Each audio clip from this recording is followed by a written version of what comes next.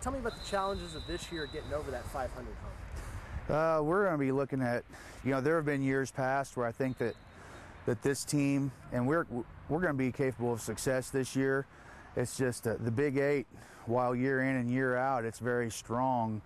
The conference is exceptionally strong, I would say, right now. Obviously, you have two-time defending state champion Cassville to go through.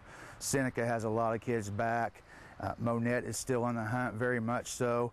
And one of the teams I think that's kind of been overlooked, and we're sure not going to do it, is the Lamar Tigers, coming off of a state semifinal run. They've got kids back, very talented up front on the lines.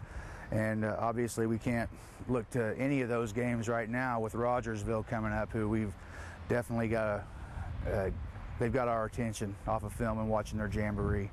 What do you hang your hat on? What's going to be your big strength this year? I think our team speed on defense so far has stood out since day one, and then again at the jamboree. Our kids, Coach Johnston, my defensive coordinator, has done a great job really enforcing the fact that they need to fly to the ball to make up for our lack of size. We got to get more people. Every team wants to get more people to the ball, but we really have to emphasize that because of our size up front. We just got to get more people and more people to the ball. Is it a young group or a veteran group? Or we have 11 seniors, and they have all got a lot of experience. We started 6 sophomores last year, so they'll be starting again as juniors, most of them. You could say a veteran group. We've got several kids back. They know what's going on. The system's been in place for a few years now, and they know what we're doing. So I'd say veteran. You lose an all-conference type of quarterback, but you get a guy that had some experience last year that's now a senior. Right. Corey Phillips was a great player for us for the last 2 years at quarterback, and he's an all-state defensive back as well. MJ Swartwood has stepped into the quarterback shoes, and probably looking back, I would say 4 years with Thomas Brock, a year of Kellen Cox, 2 years of Corey Phillips.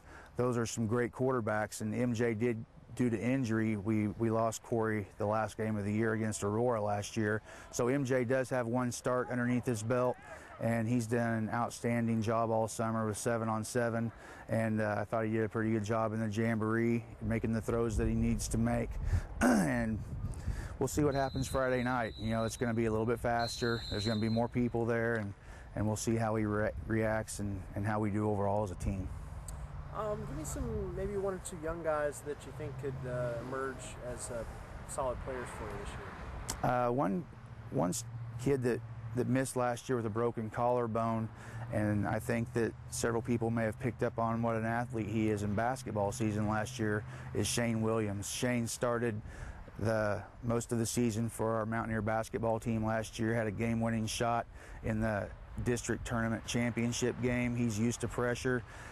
He's definitely stood out at practice. He's a great athlete, and he's going to get his share of touches. I think that by the time the season, I'm not going to say by the time the season's over, by the time we get going, people are going to know who Shane Williams is. What position does he play? He's going to play running back.